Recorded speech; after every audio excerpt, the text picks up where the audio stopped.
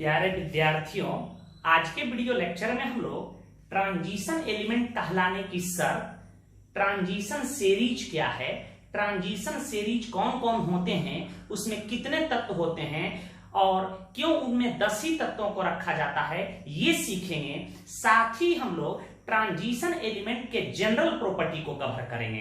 तो चलिए हम लोग आज के वीडियो लेक्चर में सबसे पहले जानेंगे कि ट्रांजिशन एलिमेंट क्या है। क्या सभी डी ब्लॉक के तत्व ट्रांजिशन एलिमेंट होंगे? क्या सभी ट्रांजिशन एलिमेंट डी ब्लॉक के तत्व होंगे? तो कभी कभी बोर्ड एग्जाम में ऐसे प्रश्न पूछ देता है कि जिंक ट्रांजिशन एलिमेंट नहीं है, कैसे दे देगा कि कैडमियम ट्रांजिशन एलिमेंट नहीं है, कैसे। तो सबसे पहले हम लोग जानेंगे ट्रांजिशन एलिमेंट क्या है। ट्रांजिशन एलिमेंट, जिसको हम लोग हिंदी में संक्रमण तत्व के नाम से जानते हैं, हिंदी में कहते हैं संक्रमण तत्व। बहुत ही महत्वपूर्ण यूनिट है। देखिए, वैसे डी ब्लॉक के तत्व जिसके डी ऑर्बिटल पूर्ण रूप से नहीं भरा हो, अर्थात आंशिक रूप से भरा हो, उसे ही हम लोग ट्रांजिशन एलिमेंट कहेंगे। डी ऑर्बिटल में 1 से लेकर 10 तक इलेक्ट्रॉन रहता है। यदि 10 तक भर जाए तो वह डी ब्लॉक का तत्व कहलाएगा। यदि 1 से लेकर 9 तक यदि उसमें इलेक्ट्रॉन भरा हो तो कहेंगे कि वह ट्रांजिशन एलिमेंट है। ट्रांजिशन एलिमेंट भी डी ब्लॉक के ही तत्व होते हैं, ठीक है, परंतु इनके डी ऑर्बिटल आंशिक रूप से भरे होते हैं, अर्थात डी ऑर्बिटल में 1 से 9 तक ही इलेक्ट्रॉन होना चाहिए। तो आप आसानी से लिख सकते हो वैसे डी ब्लॉक के तत्व, वैसे डी ब्लॉक के तत्व जिसके Dn-1 डी ऑर्बिटल, लिखना n-1 डी ऑर्बिटल, अर्थात 3d 4d 5d 6d हो सकता है। n का मान आपको बताया कि 4 से 7 के बीच में रख सकते, जिसके n-1 डी ऑर्बिटल आंशिक रूप से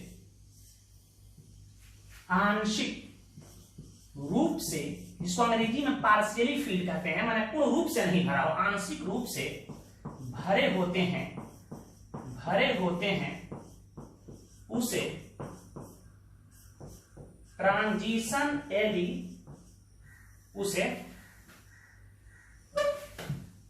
ट्रांजिशन एलिमेंट कहा जाता है। शर्त है ट्रांजिशन एलिमेंट की कि कोई भी डी ब्लॉक के तत्व हो, किसी भी ऑक्सीडेशन स्टेट में हो, यदि उसका डी ऑर्बिटल आंशिक रूप से भरा है, अर्थात पूर्ण रूप से नहीं भरा है, तो वह ट्रांजिशन एलिमेंट कहलाएगा, अन्यथा वह ट्रांजिशन एलिमेंट नहीं कहलाएगा।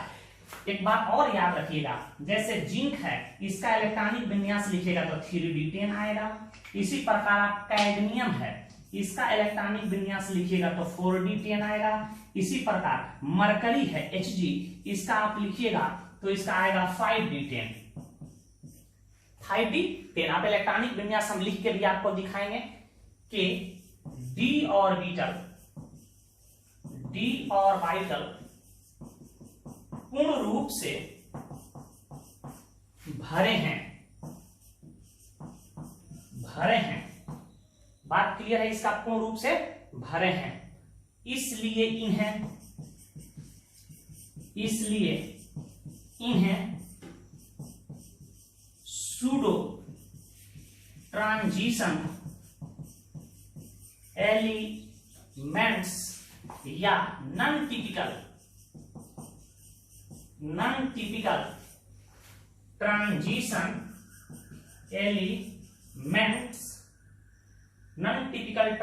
एलिमेंट्स कहा जाता है। मैं एस लगा के फोल्डर बनाया हूं, याद रखिएगा। तो कोई पूछे जिंक को, कैडमियम को, Hg को हम लोग किस नाम से जानते हैं? सूडो ट्रांजिशन एलिमेंट कहते हैं, या इसको नॉन टिपिकल ट्रांजिशन एलिमेंट कहा जाता है, क्योंकि डी ऑर्बिटल पूर्ण रूप से भरे होते हैं। तो इसे आप नोट कीजिए, इससे क्वेश्चन पूछा जाता है, कह देगा आपसे बोर्ड एग्जाम में कि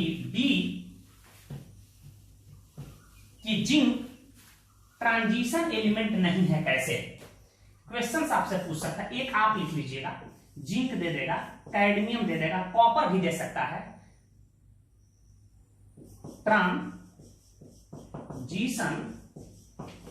एलिमेंट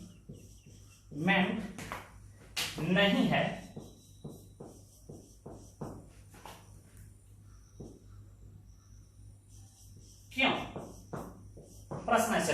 है आपसे, तो घबराने की जरूरत नहीं है। सबसे पहले हम इसका इलेक्ट्रॉनिक विन्यास लिखें। जिंक पूछे तो जिंक का, कल इलेक्ट्रॉनिक विन्यास सीखें, आर्गन का यूज कर देंगे।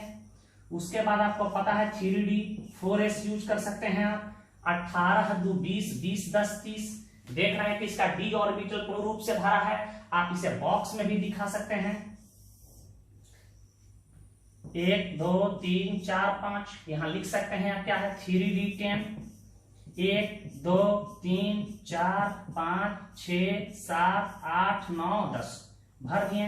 लिख सकते हैं यहां कि जिंक के d ऑर्बिटल पूर्ण रूप से भरा है, अतः जिंक ट्रांजिशन एलिमेंट नहीं है, ट्रांजिशन एलिमेंट नहीं है। इतना ही से आपको निश्चित रूप से 2 अंक दे देगा। ठीक है, इसका इलेक्ट्रॉनिक विन्यास लिख देना है। जिंक के इलेक्ट्रॉनिक विन्यास से स्पष्ट है कि लैंग्वेज आप पढ़ा चाहे भी लिख सकते हैं, लिख सकते हो। जिंक के इलेक्ट्रॉनिक विन्यास से स्पष्ट है कि जिंक के d ऑर्बिटल पूर्ण रूप से भरा है, अतः जिंक ट्रांजिशन एलिमेंट नहीं है। कैडमियम पूछेगा, कैडमियम एक ट्रांजिशन एलिमेंट नहीं है, क्यों? जवाब लिख दीजिएगा। कॉपर लिख देगा कि कॉपर एक ट्रांजिशन एलिमेंट के श्रेणी में नहीं रखा जा सकता है, क्यों? तो जवाब आप लिख दीजिएगा, इसे नोट करें। चलिए हम लोग ट्रांजिशन सीरीज, जिसको हिंदी में संक्रमण श्रेणी के नाम से जानते हैं, इसको समझ ले। बिहार बोर्ड में इसे क्वेश्चन 2 अंकों का पूछा जाता है, शॉर्ट क्वेश्चन, कि ट्रांजिशन सीरीज में 10 ही तत्वों को रखा जाता है, क्यों? जानिए इसे। ट्रांजिशन एलिमेंट का सामान्य इलेक्ट्रॉनिक विन्यास, जिसको हम लोग जनरल इलेक्ट्रॉनिक कॉन्फ़िगरेशन कहते हैं, होता है n-1 d 1 से 10 ns 1 से 2 होता है। n के विभिन्न मान, n का मान 4 5 6 7 रख दिया जाए तो तत्वों की एक श्रेणी निर्मित होती है, जिसे हम लोग ट्रांजिशन सीरीज के नाम से जानते हैं। यदि यहाँ n का मान हम 4 रख दें तो यहाँ बन जाएगा हमारा 3D 1 से 10 और ns 1 से 2। तो इस यदि 3D में इलेक्ट्रॉन जाएगा तो उसे हम 3D सीरीज का तत्व कहेंगे। यदि यहाँ n का मान 5 रख दें तो 5 में से 1 गया, क्या हो जाएगा 4D 1 से 10 और यहाँ हो जाएगा 5s 1 से 2, तो इसको 4D सीरीज का तत्व कहेंगे। इसी प्रकार 5D सीरीज का तत्व हो सकता है, 6D सीरीज का तत्व हो सकता है। तो संक्रमण श्रेणी को हम लोग 4 सीरीज में बांटते हैं। अब प्रश्न उठता है कि ट्रांजिशन सीरीज जो 4 निर्मित होता है उसमें 10 ही तत्वों को क्यों रखा जाता है? तो आपको पता है कि d ऑर्बिटल में अधिकतम 10 ही इलेक्ट्रॉन उपस्थित रह सकते हैं या उपस्थित होता है, इसलिए प्रत्येक ट्रांजिशन सीरीज में 10 ही तत्वों को रखा जा सकता है। तो यहाँ एक बात याद रखिए जो बिहार बोर्ड में पूछा जाता है कि चूंकि हमारा हिंदी थोड़ा बड़ा मजबूत है, आप हिंदी में कहीं त्रुटि हो तो सुधारते चलिएगा, ठीक है। मेरी भी मजबूरी है बेटा, हिंदी में थोड़ी हमको दिक्कत होती है, क्योंकि बचपन से ही हम लोग 11-12 को हम लोग इंग्लिश में पढ़े, हिंदी में पढ़ाना पड़ता है, तो आप कहीं दिक्कत हो तो सुधार लीजिएगा। चूंकि d ऑर्बिटल में अधिकतम कितने इलेक्ट्रॉन होते हैं? अधिकतम 10 इलेक्ट्रॉन उपस्थित रहते हैं। कितना इलेक्ट्रॉन रहता है? उपस्थित 10 इलेक्ट्रॉन उपस्थित रहते हैं।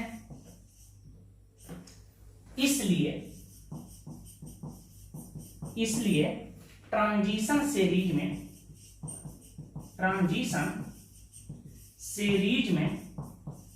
अधिकतम 10 तत्वों को रखा जा सकता है। तो बिहार बोर्ड का एक क्वेश्चन भी आप लिख सकते हैं कि ट्रांजिशन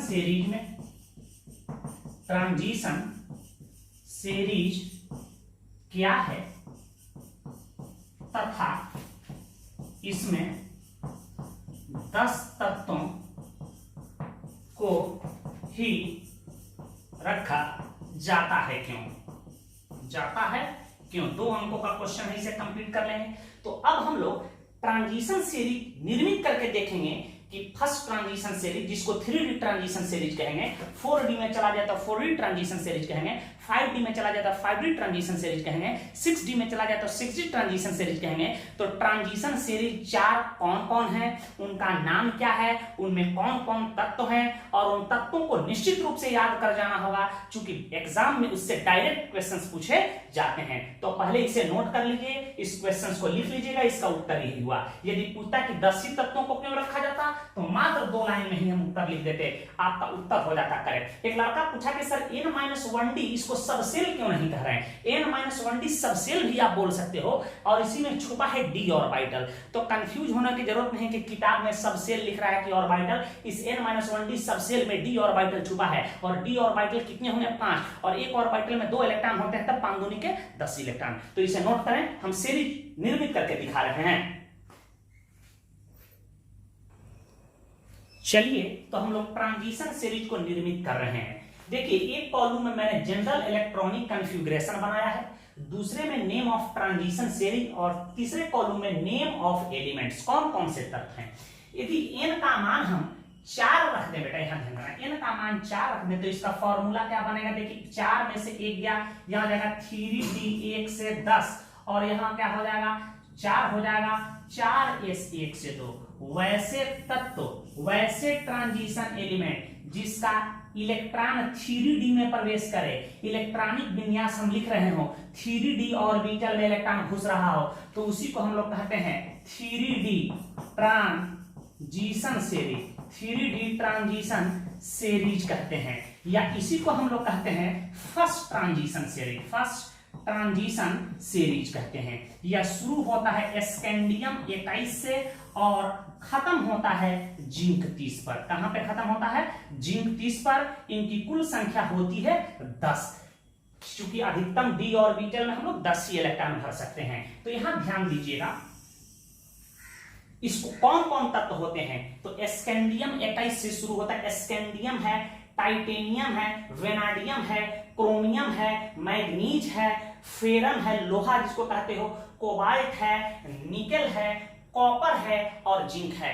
ये फर्स्ट ट्रांजिशन सीरीज को ही आपके सिलेबस में डिटेल रूप से पढ़ना है, तो इसको रट जाना है। इस 10 तत्वों को रटने की कहानी मैं बता रहा हूं, याद रखिएगा कि सुनो तुम, सुनो, उसको प्रपोज करना है कि सुनो तुम विवाह कर लो, सुनो तुम विवाह कर लो मुझसे, फिर कोई नहीं कहेगा जानू।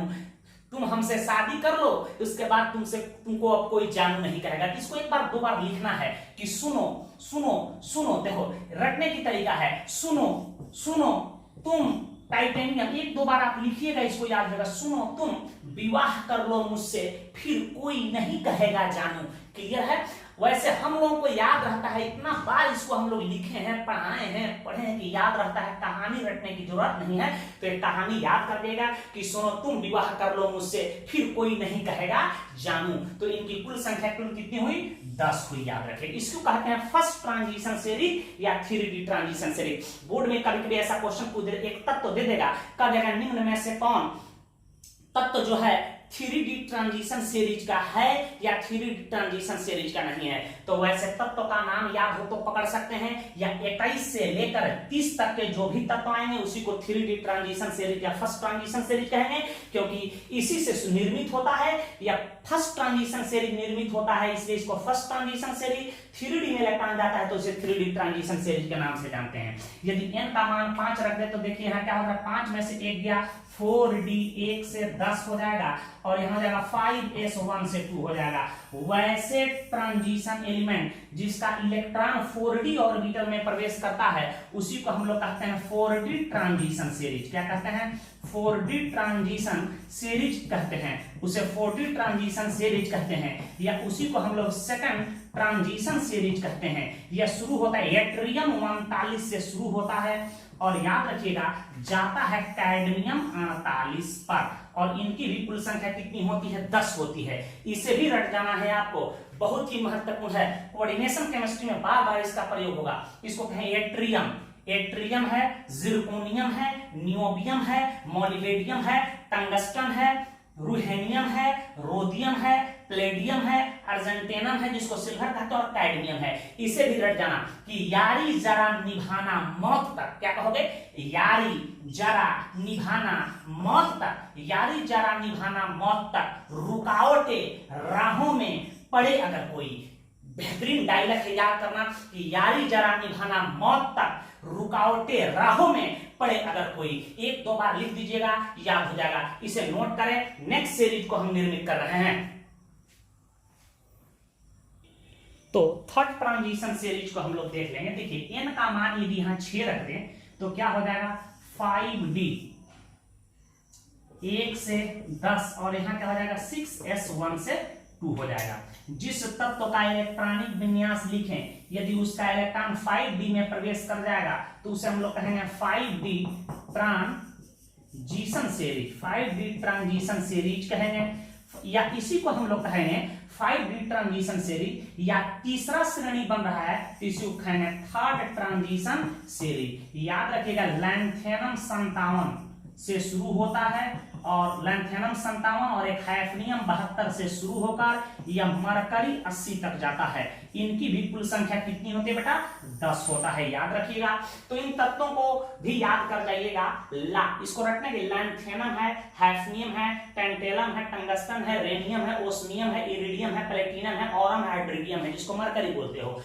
रटोगे के ला हफ्ता, हफ्ता तो समझते हो जिसको रंगदारी कहते हैं, रैंसम मनी कहते हैं। ला हफ्ता वर्नारे, ला हफ्ता वर्नारे ओसामा से, ओसामा बिन लादेन का नाम सुने, बहुत बड़ी आतंकी था जो मारा गया। ला हफ्ता वर्नारे ओसामा से, ओसामा से इराक में पिटवाऊंगा, ओसामा से इराक में पिटवाऊंगा। कहानी याद कर जाइएगा, कम से कम ये भी सीरीज आपको याद होना चाहिए। इनकी भी कुल संख्या कुल कितनी हुई 10 हुई। यदि n का मान 7 रख दें तो यहाँ देखिए इसका इलेक्ट्रॉनिक विन्यास बनेगा 6d 1 से 10 और यहाँ क्या हो जाएगा 7s1 से 2 हो जाएगा। वैसे तब तो डी ब्लॉक के तत्व या ट्रांजिशन एलिमेंट जिसका इलेक्ट्रॉन 6d ऑर्बिटल में प्रवेश करे उसी को हम लोग कहते हैं 6d transition series, 6d transition series कहते हैं, या इसी को हम लोग कहते हैं fourth transition series, fourth transition series कहते हैं। यह एक्टिनियम 89 और इसी में हम लोग मिला लेते हैं रदरफोर्डियम 104, रदरफोर्डियम 104 से शुरू होकर कोपरनेशियम 112 पर खत्म होता है, याद रखिएगा। तो इनकी भी कुल संख्या कुल कितनी हुई 10। एक्टिनियम 89 को सम्मिलित करेंगे, रदरफोर्डियम 104 से लेके कोपरनेशियम 112 तक होता है। यह भी सीरीज कंप्लीट हो चुका है। पुराने किताबों में लिखा गया है कि यह सीरीज कंप्लीट नहीं है। तो फर्स्ट ट्रांजिशन सीरीज या थर्ड ट्रांजिशन सीरीज कहां से शुरू होता है स्कैंडियम 21 से लेकर जिंक 30 तक। सेकंड ट्रांजिशन सीरीज या उसी को फोर्थ ट्रांजिशन सीरीज कहते हैं। यह कहां से शुरू है एट्रियम 39 से शुरू होकर कैडमियम 48 तक जाता है। यह दोनों सीरीज के तत्व तो आपको एकदम रट जाना है। यदि आपको याद नहीं हो तो आगे चल के बहुत दिक्कत होगा आपको। इसे नोट करें। एक दो क्वेश्चंस बता रहे हैं कि सीरीज से कैसे क्वेश्चंस ऑब्जेक्टिव पूछा गया है। इस तरह से बिहार बोर्ड में क्वेश्चन पूछे गए हैं बोर्ड में कि निम्न में से कौन फर्स्ट ट्रांजिशन सीरीज के तत्व नहीं है। तो ऑप्शन ऐसा सिमिलर कभी कभी देता है कि कंफ्यूजन होता है। तो आपको याद होना चाहिए स्कैंडियम 21 परमाणु संख्या होता है, बिल्कुल एटॉमिक नंबर 21। यह 3D ट्रांजिशन सीरीज का तत्व है। स्ट्रोंशियम नहीं आता है। अभी कहानी बताए थे, कहानी के माध्यम से भी याद।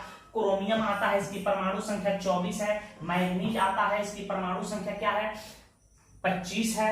तो यदि आपको फर्स्ट ट्रांजिशन सीरीज के तत्व याद है तो उस माध्यम से भी पकड़ लेते हो। उसमें स्कैंडियम आता है, उसमें क्रोमियम आता है, मैग्नीज आता है, स्ट्रोंशियम नहीं आता है। तो हमारा उत्तर क्या हो जाएगा बी हो जाएगा।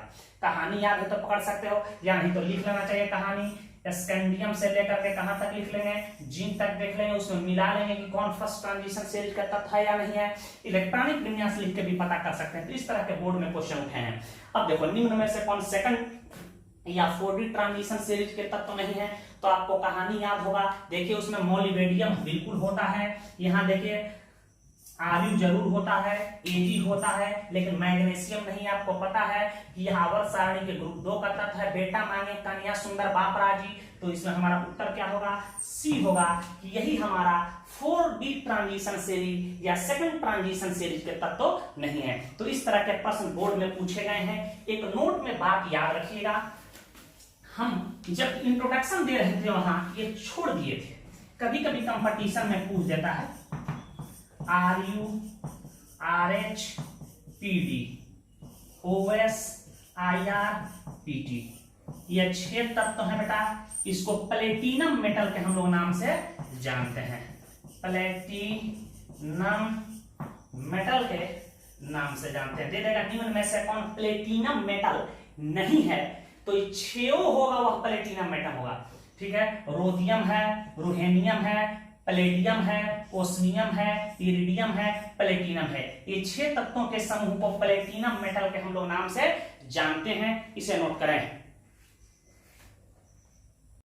चलिए हम लोग ट्रांजिशन एलिमेंट के जनरल प्रॉपर्टी का अध्ययन करेंगे। इसका मतलब होता है ट्रांजिशन एलिमेंट के सामान्य गुण, और ये गुण जो प्रदर्शित करते हैं इन सब का एक मुख्य कारण होता है n-1d ऑर्बिटल का आंशिक रूप से भरा होना। ट्रांजिशन एलिमेंट के d ऑर्बिटल आंशिक रूप से भरे होते हैं, जिसके कारण यह विचित्र गुणों को प्रदर्शित करता है। ठीक है, इसके गुण का एक्सप्लेनेशन भी हम लोगों को पढ़ना है कि इसके magnetic property, coloured property, complex formation, तो वहां डिटेल देखेंगे। अभी देखते जा रहे हैं कि यह कौन कौन से गुण को प्रदर्शित करता है, इसमें जब क्यों लगा दीजिएगा तो वह लॉन्ग क्वेश्चन हो जाएगा। तो अभी हम लोग सीखते चलेंगे।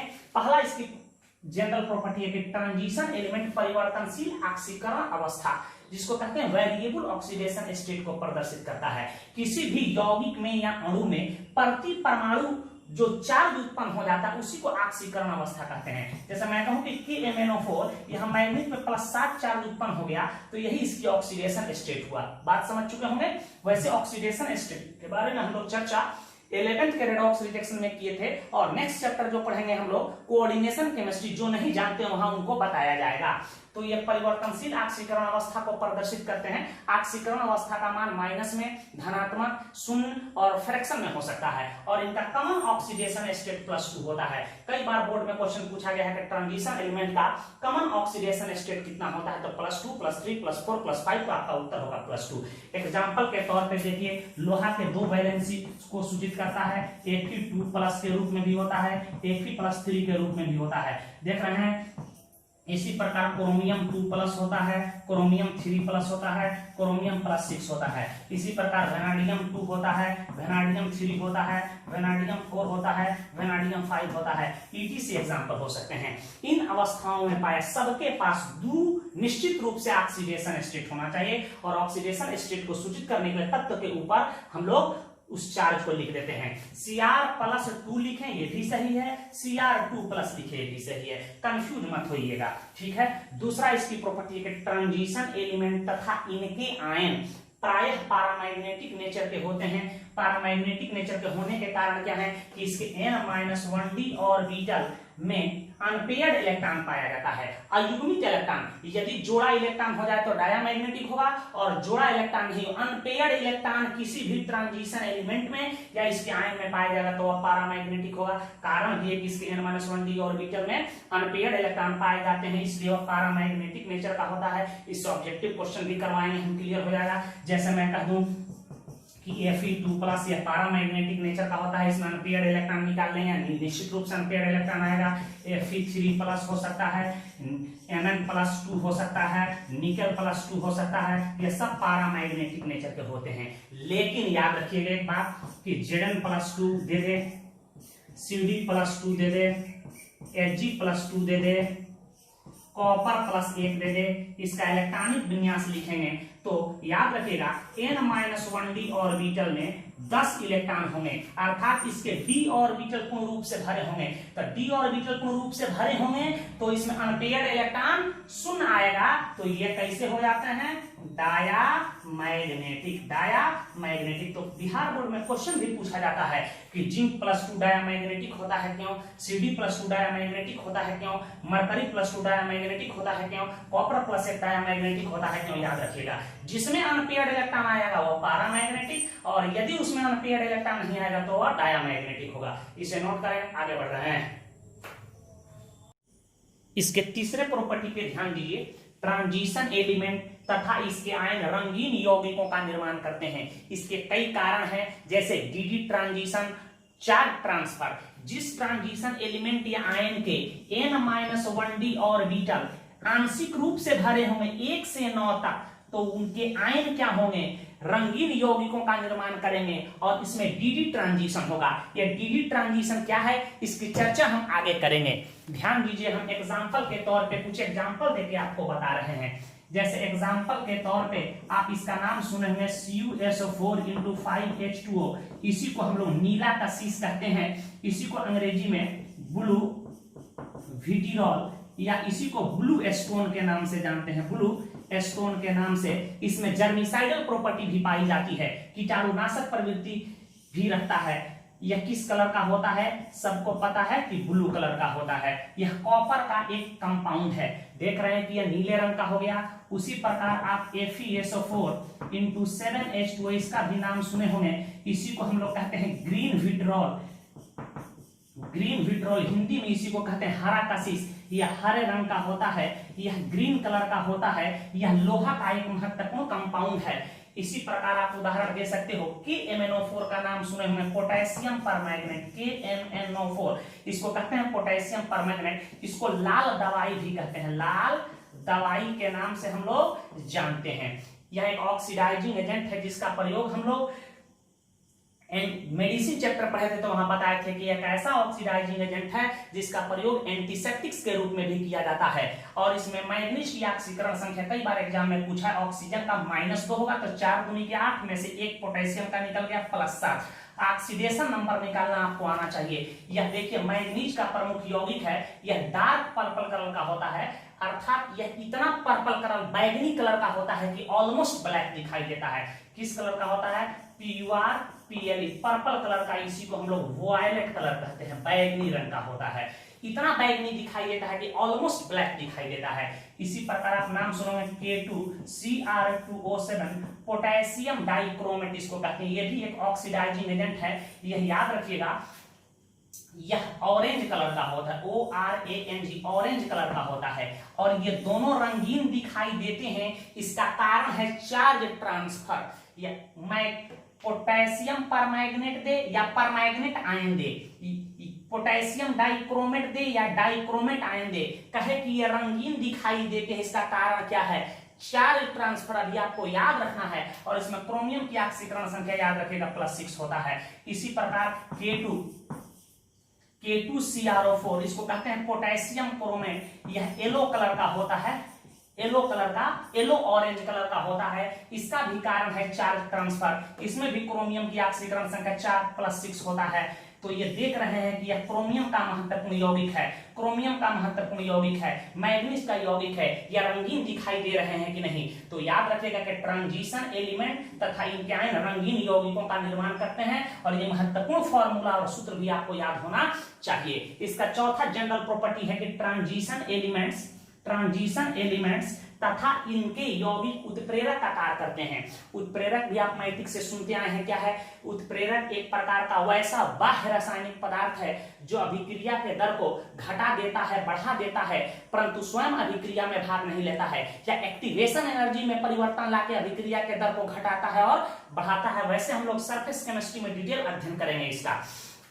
एग्जाम्पल के तौर पे आप देख लीजिए, हेबर विधि के द्वारा अमोनिया की ब्लॉक में पढ़ना है। जब हाइड्रोजन गैस को शुद्ध नाइट्रोजन गैस के साथ संपीड़ित किया जाता है लोहा उत्प्रेरक और मोलिबेडियम वर्धक के उपस्थिति में, तो यह हमारा अमोनिया गैस बनता है।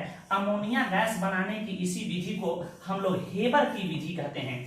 बड़े पैमाने पर अमोनिया गैस बना लेते हैं, इसको संतुलित कर दिया जाए। नाइट्रोजन 2 है, हाइड्रोजन 3 दूनी के 6, हाइड्रोजन 3 दूनी के 6। यहाँ देख रहे हैं लोहा किसका काम करता है, याद रखिएगा उत्प्रेरक का, अभिक्रिया के दर को बढ़ाता है। और मोलिबेडियम यहाँ वर्धक का काम करता है, प्रोमोटर का। वैसा पदार्थ जो उत्प्रेरक की दक्षता को बढ़ा दे उसे वर्धक कहा जाता है। बात आप समझ चुके होंगे, इसे नोट करें। हम आगे की ओर बढ़ रहे हैं, कुछ और उदाहरण आपके सामने हम ले रहे हैं, यहाँ ध्यान दीजिएगा।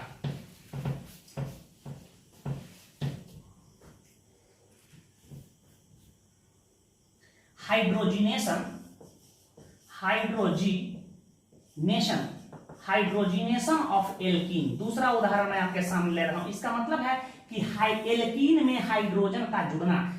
दुनिया में जितने भी हाइड्रोजिनेशन रिएक्शन होते हैं वह निकेल और प्लेटिनम उत्प्रेरक के उपस्थिति में होता है। यहां देखिएगा, ये इथीन मैं ले लेता हूं, सब लोग जानते हैं इसी को इथीन कहते हैं। इसका रिजेक्शन मैं हाइड्रोजन से कराता हूं और याद रखिएगा निकेल और प्लेटिनम के उपस्थिति में इसको गर्म करते हैं लगभग 200 से 250 डिग्री सेल्सियस। एडिशन रिजेक्शन होता है, एक हाइड्रोजन यहाँ एक हाइड्रोजन यहाँ, डबल बॉन्ड ब्रेक कर जाता है और देखिए यहाँ बच गया CH3, यहाँ CH3, यहाँ इथेन हो गया।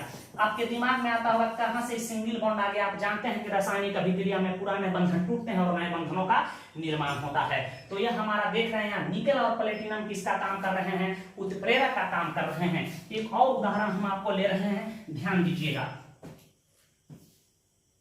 पोटेशियम क्लोरेट का विखंडन KClO3, इसको कहते हैं पोटेशियम क्लोरेट। जब इसको गर्म करते हैं मैग्नीज डाइऑक्साइड MnO2 उत्प्रेरक के उपस्थिति में तो यह टूट जाता है और पोटेशियम क्लोराइड देता है और ऑक्सीजन गैस का निर्माण होता है। अभिक्रिया को संतुलित कर देते हैं। 2KCl ऑक्सीजन 3 दूनी के 6, यहां हम 3 से मल्टीप्लाई कर देते हैं, 3 दूनी के 6। बात आप समझ गए। ऑक्सीजन हमारा कितना हुआ 6, यहाँ ऑक्सीजन हुआ 6। लेबोरेटरी में ऑक्सीजन गैस इसी विधि से बनाते हैं। यहाँ देख रहे हैं कि पोटेशियम क्लोरेट MnO2 के उपस्थिति में विखंडित हो रहा है। यहाँ MnO2 ट्रांजिशन एलिमेंट का एक कंपाउंड है, अतः यहाँ उत्प्रेरक का काम कर रहा है। एक बात और याद रखिएगा, नोट में लिखवा देते हैं, वैसे P ब्लॉक पढ़ाएंगे तो बताएंगे कि कॉन्टैक्ट प्रोसेस, कॉन्टैक्ट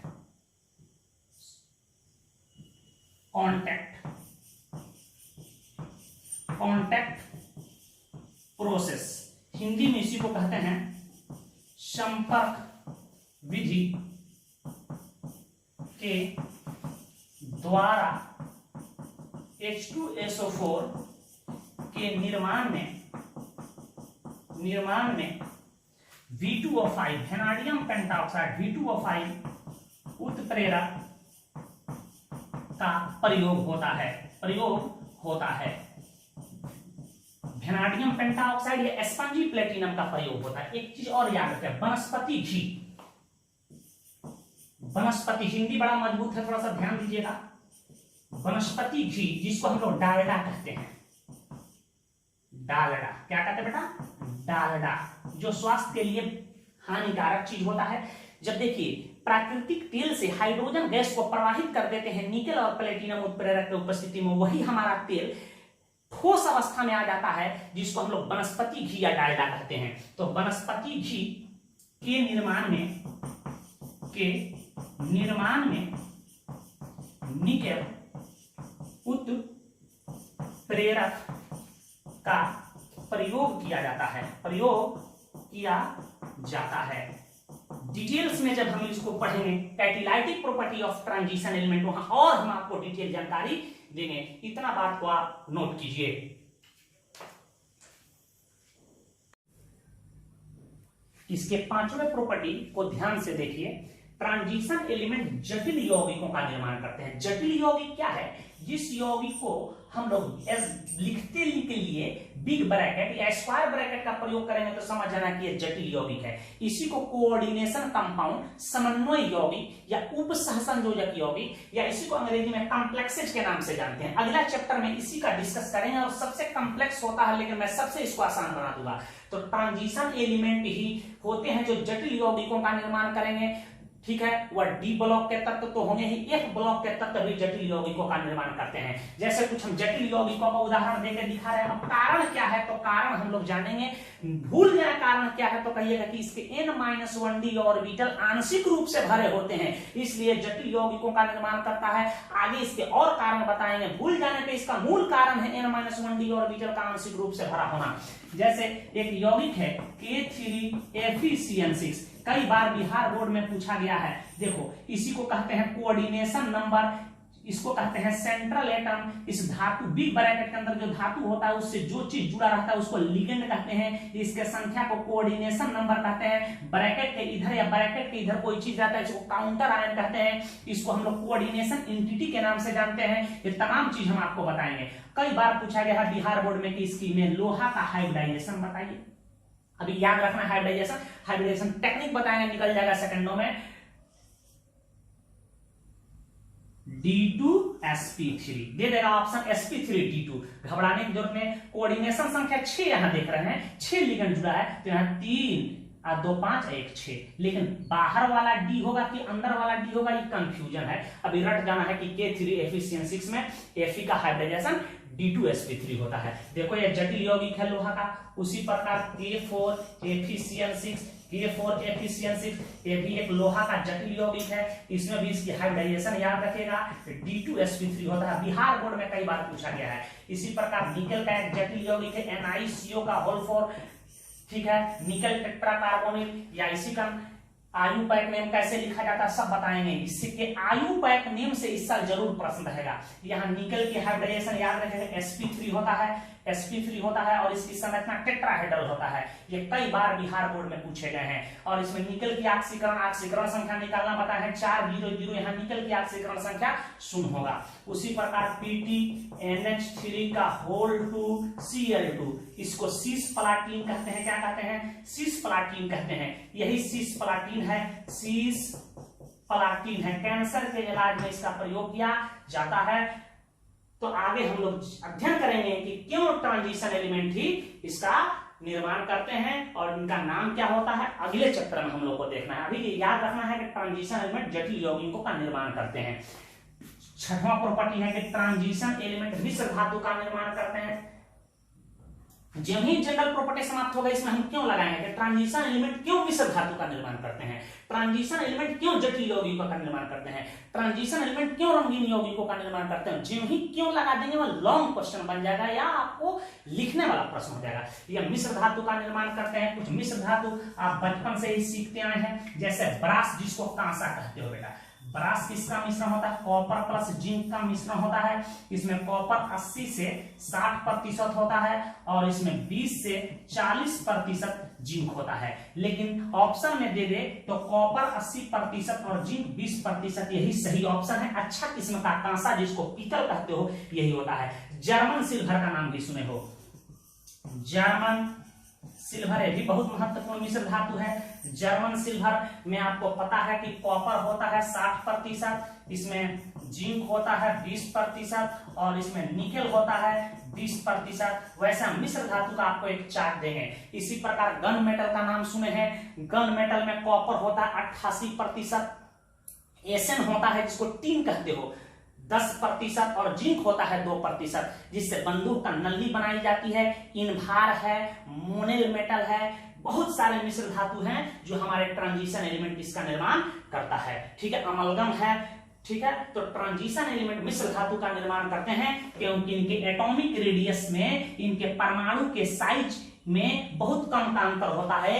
एक तत्व के परमाणु दूसरे परमाणु में जाकर आसानी से मिल जाते हैं। ट्रांजिशन एलिमेंट अंतरकाशी यौगिकों का निर्माण करते हैं। अंतरकाशी यौगिक क्या है?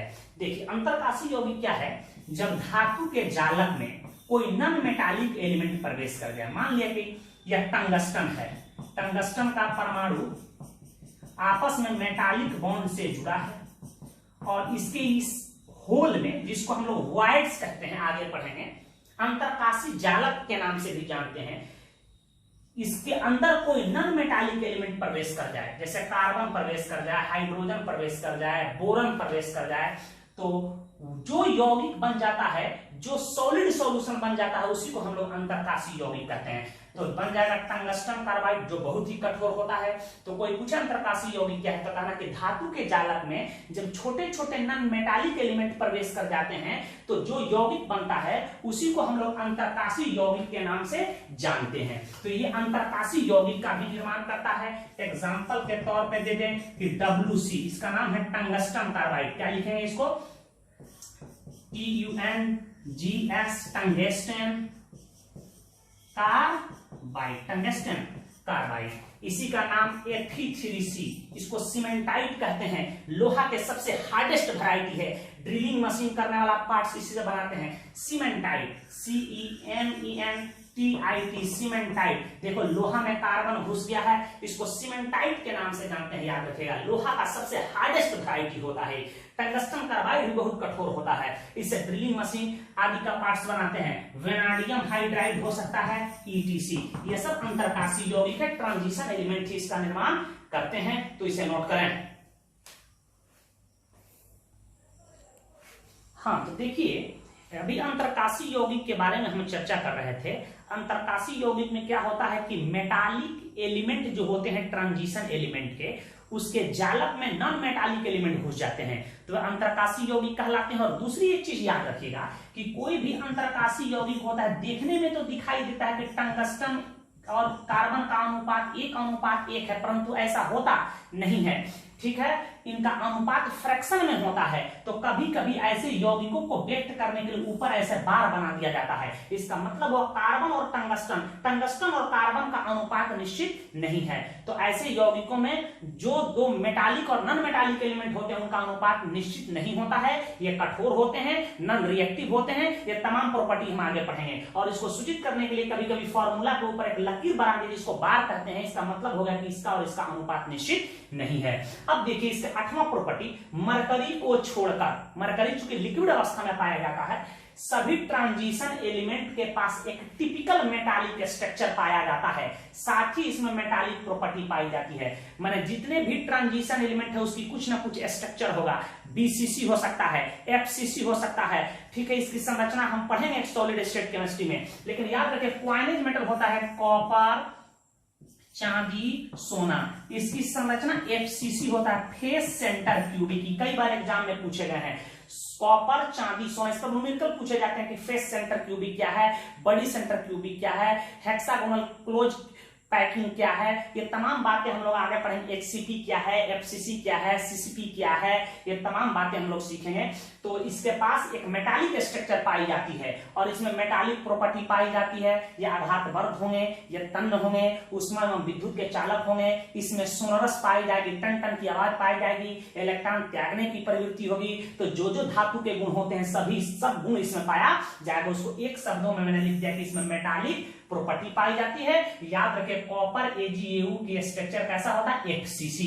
जानकारी के एकदम याद रखिएगा, कभी कभी ऑब्जेक्टिव क्वेश्चन पूछ देता है, या हम लोग सॉलिड स्टेट में पढ़ेंगे। मेटालिक बॉन्ड जानते हैं, धातु के परमाणु आपस में जुड़े होते हैं, उसको मेटालिक बॉन्ड कहते हैं। मेटालिक बॉन्ड मजबूत होता है। मेटालिक बॉन्ड के कारण ही इनका मेल्टिंग पॉइंट, बॉइलिंग पॉइंट, घनत्व हाई होता है। आपको पता है कि इरिडियम का घनत्व सभी ज्ञात तत्वों में सबसे अधिक है, 22.61 ग्राम पर cm³ उसकी घनत्व होता है।